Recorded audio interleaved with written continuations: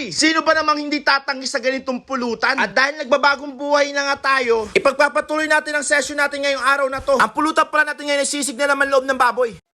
Daling araw pa lang mga kagoy, pumunta na ako sa palengke naming mga aldan para bumili ng laman loob ng baboy dito kay Auntie Rose. Dito kasi kay Auntie Rose mga kagoy, pag palagi kanilang suki, bibigyan kanila ng discount. Kahit mga 10 or 20 discount, pwede na yun, malaking bawas na yun. Pagka uwi ko na nga ng bahay mga kagoy, agad-agad ko na nga nilinisan tong laman loob ng baboy. Ang kailangan kasi natin gawin dito ay pakukulin lang natin to ng mga 30 to 35 minutes. Bali ang laman loob pala na pinili natin ay bituka, atay, konting kidney at pale. At tayo na nga mga kagoy, nagbalat na nga ako ng sibuyas, bawang, luya para sa pagpapakulo natin dito sa laman loob ng baboy. Balinugasan ko na yung malaking kasirola natin. So kwento ko lang sa inyo mga kaagoy, kapag merong tropa nag-ayang mag-inom, dapat palaging boy scout. Para kapag nag-aya, handang-handa ka na agad. Huwag maging choosy kapag libre ang pulutan at alak. At higit sa lahat, huwag kang magpa-VIP. Kung nag-aya ang tropa, pumunta agad. Bihirang may tropang mag-aya. Malay mo sa pag-aaya niya, last niya na pala yun. Joke lang pala. Nilalagay na natin itong laman loob ng baboy. Nakalimutan ko na kung magkano bili ko dito. Umabot ata ako ng 400 to 500 plus. At sabay-sabay natin ibuhos lahat ng sibuyas, bawang at luya. Naglagay na rin tayo ng dahon ng pampabango. Nagbuhos ng asin at paminta. Sabi ko nga kanina, pakukulin lang natin to ng mga 30 to 35 minutes. Papansinin nyo yung atay, hindi dapat pwedeng pakuluin masyado yun. Bakit kasi mga kagoy, okay lang na pakuluin natin siya ng 30 to 35 minutes. Sasabihin nila kasi na magiging matigas yung atay. Eh sa akin naman mga kagoy, ang paghahati ko kasi doon ay maliliit lang. Yung parang madudurog na rin siya. Para makagawa ng sariling quality na pulutan, ay kailangan lang natin maghati ng maraming sibuyas. At syempre maraming sili pang panghang sa pulutan natin. At higit sa lahat ay pampangontra sa ating gagawing pulutan. Balang ginawa ko na nga dyan ay piniga ko na. Tapos tatanggalin yung mga buto-buto. Sa paggagawa ng sisig ng laman loob ng baboy, kailangan rin natin ng utak. So, bali pinakuluan natin ay umabot na siya ng mga 40 minutes. Sureball mga kagoy, napakasarap nito. At bali tinanggal ko na nga yung sabaw nito. At nilagay ko sa malinis na lalagyan. Dahil yung sabaw nito mga kagoy, gagawin natin pang sabaw sa ating mga aso. Sayang rin kasi kapag itatapon natin, pang ulam na nila yun. At palalamigin lang natin to ng mga 10 to 20 minutes. Saka na natin to hahatiin. Bali sineparate muna natin yung mga taba-taba ng bituka. Para kapag hahatiin, hindi siya abala. Yung mga ganitong setup kasi mga kagoy, hindi ka makakatanggi, mas lalo kapag Alfonso at talagang maglalakihan ng mata at tenga at ngiti mo nito. So kailangan natin hatiin tong bituka ng maliliit lang. Saktuhan lang yung kakasya sa bunganga. Sa nga pala yung bituka pala ng baboy, hindi ko na pala tinanggal yung nasa loob nito. Yan kasi magiging quality yung pulutan natin. Yung magiging malinamnam yung ating basta pulutan. Lahat ng laman loob ay hatiin mo lang sila pang sisigang style. Sa mga first time makakita ng ganitong luto, ay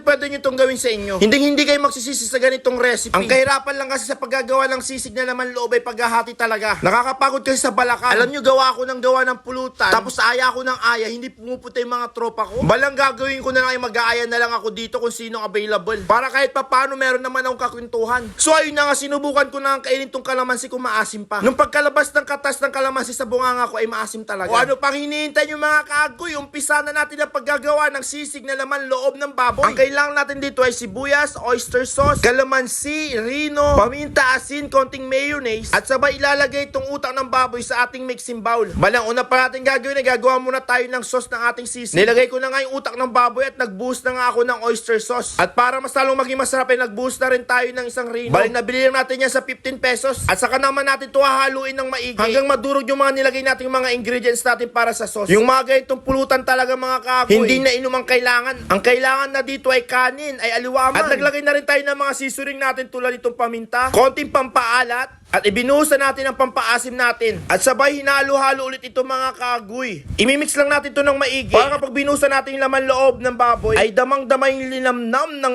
ating sauce. Agoy! At kapag naging ganyan ang itsura ng ating sauce, saka naman natin ilalagay itong laman loob ng baboy. Ibubuhos lang natin ito ng ibubuhos lahat. Kailangan walang matira, dapat asimot iamin. At pagkatapos nun ay kumuha ng gloves na malinis at saka natin halu-haluin. Kung wala naman kayong gloves na ganyan mga kaagoy, pwede naman kayong gumamit ng plastic gloves para maging malinis. So balik to topic na nga tayo sa ating paggagawa ng pulutan. Imimix mo lang na imimix ito hanggang yung sauce natin ay kumapit sa laman loob. Ganito lang gumawa ng pulutan na sisig ng laman loob. Isa to sa pinaka-quality na pulutan mga kaagoy. Kaya I suggest na pwede nyo itong gawin at gayahin yung recipe ko. Bali nagbuhos lang tayo dito ng konting magic sarap. At magbubuhos rin tayo dito ng konting mayonnaise. At saka naman natin ito hahaluin ulit. Hahaluin mo ulit hanggang kumalat ulit yung mga panlasa na nilagay natin dito. Mas masarap ang pulutan kapag maglalagay tayo ng mga sibuyas at sili sa ating ginagawang pulutan. Ay talaga pag ganito ang pulutan mo, magiging quality talaga. Ay agoy, parang gusto ko na lang kumain ng kanin. Kaysa uminom kapag ganito pa naman ang pulutan mo, ay napakasarap. Haluin mo lang ng haluin hanggang kumalat lahat. Yung lahat ng piraso ay merong lasa. So wait lang, ipa-final output na natin ito. Shit mga pre, grabe. O ano pang hinihintay nyo? Tara na. Huwag ka ng